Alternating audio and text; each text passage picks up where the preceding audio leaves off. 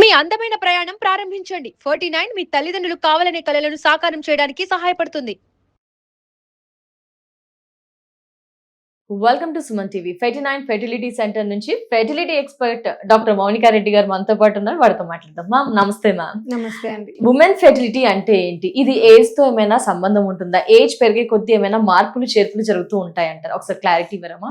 ఖచ్చితంగా అండి. ఎందుకంటే ఇప్పుడు లేడీస్ అందరు కూడా పుట్టినప్పుడు ఒక finite definite number of eggs తో మనం పుట్టడం జరుగుతుంది బై బర్త్. ఎస్. అండ్ ఈ ఎగ్ నంబర్స్ ఏవైతే ఉంటాయో పీరియడ్స్ స్టార్ట్ అవ్వడం అది ఏజ్ ఒక్కొక్కరిలో ఒకటి, అంటే 11 ఇయర్స్ కావచ్చు, 10 ఇయర్స్ కావచ్చు. So first time menses start అయిన తర్వాత నుంచే ఎగ్స్ చనిపోవడం మొదలవుతాయని చాలా మంది అనుకుంటారు. కానీ అలా కాదు. పుట్టినప్పుడు ఏవైతే నంబర్ ఆఫ్ ఎగ్స్ తో పుట్టామో మనం పెద్ద మనిషి అయ్యే లోపల కూడా ప్రతిరోజు బాడీలో ఎగ్స్ చనిపోతూ వస్తాయి ప్రతిరోజు. ఎస్. సో అలా అయ్యి ఏమవుతుందంటే మనం యాక్చువల్ గా ప్యూబర్టీ అంటే ఫస్ట్ పీరియడ్ స్టార్ట్ అయిన టైంకి అరౌండ్ 4 lakhs దాకా ఎగ్స్ ఉండొచ్చు మన బాడీలో. అండ్ ఈ 4 lakh ఎగ్స్ ఏమవుతాయంటే ప్రతి మంత్ పీరియడ్స్ వచ్చినప్పుడు అందరు అనుకునేది ఒక ఎగ్ తగ్గుతుంది, ఒక ఎగ్ పెరుగుతుంది, విడుదల అవుతుంది, తగ్గుతుంది. బట్ అది కూడా నిజం కాదు. ఇప్పుడు 4 లక్షల గుడ్లు మంత్ కి ఒకటే గుడ్డు పోయినట్టయితే పీరియడ్స్ లాస్ట్ వరకు కూడా లేడీకి జరుగుతూనే ఉండాలి. కానీ అలా జరగట్లేదు. కొంతమందికి 45లో ఆగిపోతాయి, కొంతమందికి 50కి వచ్చినప్పుడు కూడా ఆగిపోతుంటాయి. సో దీన్ని బట్టి మనం అర్థం చేసుకోవాల్సింది ఏంటంటే ఎగ్స్ ఇంకా వేగంగా చనిపోతున్నాయి, మంత్ కి ఒకటి కాదు. అవునా? చిన్నప్పటి నుంచే. ఎస్. అండ్ ఈ స్పీడ్ అన్నది ఏజ్ తో మారుతూ ఉంటుంది. ఎర్లీ 20s to 30s లో ఎగ్స్ చనిపోతూ ఉంటాయి, కానీ ఆ స్పీడ్ చాలా స్లోగా ఉంటుంది. 30+ వచ్చేసరికి కొంచెం ఫాస్ట్ అవుతుంది. 35+ లో ఇంకా కూడా చాలా ఫాస్ట్ గా ఎగ్స్ చనిపోతూ వస్తాయి. అండ్ 40+ లో చాలా షార్ప్ డిక్లైన్ ఉంటుంది. అందుకనే మేము అడ్వైస్ చేసినప్పుడు 35 లోపల వయసు ఉంటే లేడీస్ ని 1 year వరకు ట్రై చేసుకోండి. న్యాచురల్ గా ప్రెగ్నెన్సీ రాలేదు అంటే వచ్చి చూపించుకోండి అంటాం. కానీ 35 దాటింది అంటే మాత్రం 1 year వరకు వద్దు, 6 months వరకు వెయిట్ చేయండి, ట్రై చేయండి న్యాచురల్ గా. కాలేదు అంటే మాత్రం వచ్చి ఇవాల్యుయేట్ చేసుకోండి అని చెప్తాం. సో ఏజ్ వల్ల డెఫినెట్ గా లేడీస్ లో ఎగ్ నంబర్ మీద ప్లస్ క్వాలిటీ కూడా దెబ్బతింటూ పోతుంది. ఏజ్ ఎక్కువ అయ్యే కొద్దీ ఎగ్ క్వాలిటీ తగ్గుతూ వస్తుంది. అంటే ఈ ఎగ్ కి ప్రెగ్నెన్సీకి ఎలా లింక్ ఉంది? ఏ విధంగా ఎగ్ క్వాలిటీ తగ్గే కొద్దీ ప్రెగ్నెన్సీ అసలు జరగదా ఏంటి ఇవంతా కూడా? సో ప్రెగ్నెన్సీ జరగదా అన్న క్వశ్చన్ అయితే లేదండి. ఈవెన్ 40+ లో కూడా న్యాచురల్ గా ప్రెగ్నెన్సీ అటైన్ అయిన వాళ్ళని చూస్తూ ఉంటారు. లేదా 20s లో 30s లో కూడా ప్రెగ్నెన్సీ రాక స్ట్రగుల్ అవ్వడం, లేదా రిపీటెడ్ గా అబార్షన్స్ అవుతూ ఉండడం, దానికి రీజన్ ఏంటో తెలియకపోవడం చూస్తుంటాం. కానీ జనరలైజ్డ్ గా మనం మాట్లాడినట్టయితే ఎగ్ క్వాలిటీ 35+ 40+ లో బాగా తగ్గుతూ వస్తుంది. ఒక ఎంబ్రియో బేబీ తయారయ్యేది ఎగ్ స్పర్మ్ కలిసి తయారవుతుంది. సో ఎగ్ ఓల్డ్ ఎగ్ అయితే, ఓల్డర్ ఏజ్ లేడీ ఎగ్ లో ఏమవుతుందంటే some times sticky genetic material, ఒక ఎక్స్ట్రా క్రోమోజోమ్ ఉండడం లేదా ఒకటి తక్కువ ఉండడం జరుగుతుంటుంది. ఐడియలీ ఒక ఎగ్ లో 23 క్రోమోజోమ్స్ ఉండాలి, ఇంకో 23 సెట్ స్పర్మ్ నుంచి వస్తాయి. అవి కలిసి మనకు 46 chromosomes normal healthy baby form అవ్వాలి.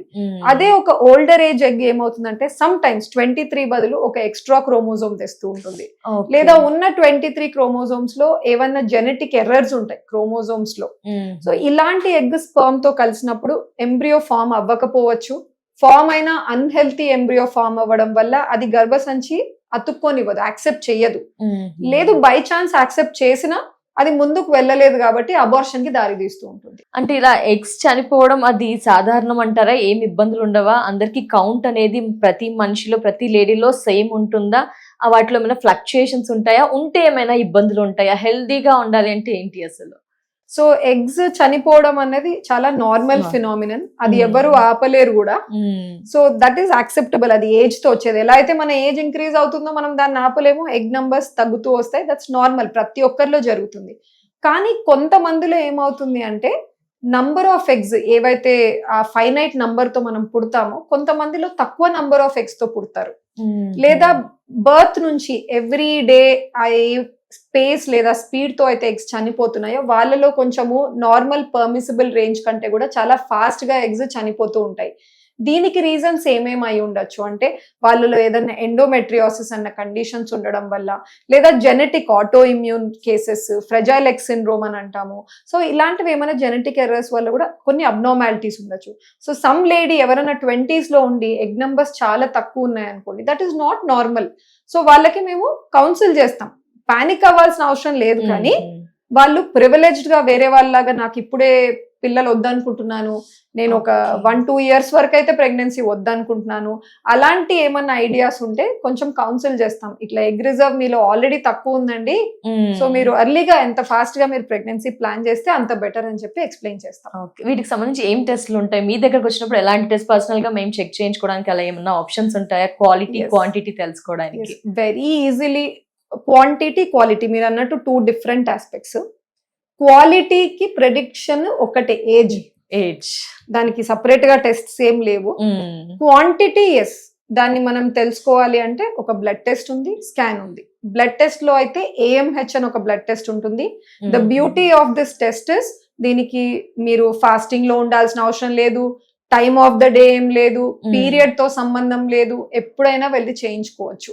And that will tell us AMH బట్టి మన బాడీలో ఇంకా రిమైనింగ్ రిజర్వ్ ఎగ్ కౌంట్ ఎలా ఉంది అన్నది తెలుసుకోవచ్చు. ఇది కాకుండా స్కాన్ లో మనము మీరు గైనకాలజిస్ట్ లేదా రేడియాలజిస్ట్ అడిగితే వాళ్ళు AFC కౌంట్ అని ఇస్తారు, antral follicular count. Antral follicular count అంటే మనం స్కాన్ చేసినప్పుడు ఈచ్ ఓవరీలో మనకు నల్ల రౌండ్స్, వాటిని ఫాలికల్స్ అంటాం, అవి ఈచ్ ఓవరీలో ఎన్ని ఉన్నాయని మనం లెక్క పెట్టుకుంటాం. 2 కలిపి చూసుకుంటాం ఎలా ఉంది అని చెప్పేసి. సో ఈచ్ సైడ్ ఒక 8 to 10 మనకు ఫాలికల్స్ కనపడుతున్నాయి అంటే తన రిజర్వ్ బానే ఉంది అని చెప్పడం. లేదు బాగా తగ్గుతున్నాయంటే చెప్తాం, ఐ థింక్ మీ బాడీలో ఉన్న రిజర్వ్ బాగా తక్కువ ఉన్నట్టుందండి, అందుకనే ప్రతి మంత్ కనపడే బ్యాచెస్ ఈ AFCs అనేవి కొంచెం తక్కువగా ఉన్నాయి అని చెప్పి వాళ్ళకి ఇన్ఫార్మ్ చేస్తాం. మన లైఫ్ స్టైల్ కి వీటికి ఏమైనా సంబంధం ఉందంటారా? అంటే ఇప్పుడు చూసుకుంటే సెడెంటరీ లైఫ్ స్టైల్, అన్ని హ్యాబిట్స్ అందరిలో ఉన్నాయి, లేట్ పడుకోవడం, మంచి ఫుడ్, దానికి దీనికి ఏమైనా సంబంధం ఉందంటారా? ఉండొచ్చండి. ఇప్పుడు ఏజింగ్ అన్నది నేను అన్నట్టు క్వాలిటీ ఆఫ్ ది ఎగ్ తగ్గుతూ వస్తుంది ఏజ్ ఎక్కువ అయ్యేకుంది. కానీ ఎలా అయితే మన స్కిన్ కావచ్చు, మన లివర్ కావచ్చు, కిడ్నీస్ కావచ్చు, ఇంపాక్ట్ మన లైఫ్ స్టైల్ డెఫినెట్ వాటి మీద ఇంపాక్ట్ పడతాయి. కాబట్టి అదే విధంగా మనం ఆల్కహాల్ కన్సంప్షన్ కానీ, సిగరెట్ స్మోకింగ్ కానీ, లేదా ఏదన్నా వాళ్ళు ప్రొఫెషనల్ లిమిటేషన్స్ ఉంటాయి. ఇప్పుడు కొంతమంది రేడియేషన్ లో వర్క్ చేస్తుంటారు, ల్యాబ్ టెక్నీషియన్స్ ఉండొచ్చు, లేదా even some ladies who are working near xrays లేదా రేడియేషన్ ఫీల్డ్స్ లో, పెయింట్స్ తో, కెమికల్స్ తో, certain things are unavoidable, but వాటి వల్ల ఖచ్చితంగా ఎగ్ క్వాలిటీ అండ్ క్వాంటిటీ మీద ఎఫెక్ట్ పడుతుంది. Thank you so much madam, women ఫెర్టిలిటీకి సంబంధించి పూర్తి వివరణ, అవేర్నెస్ మా వ్యూయర్స్ కి అందించినందుకు thank you so much. Thank you.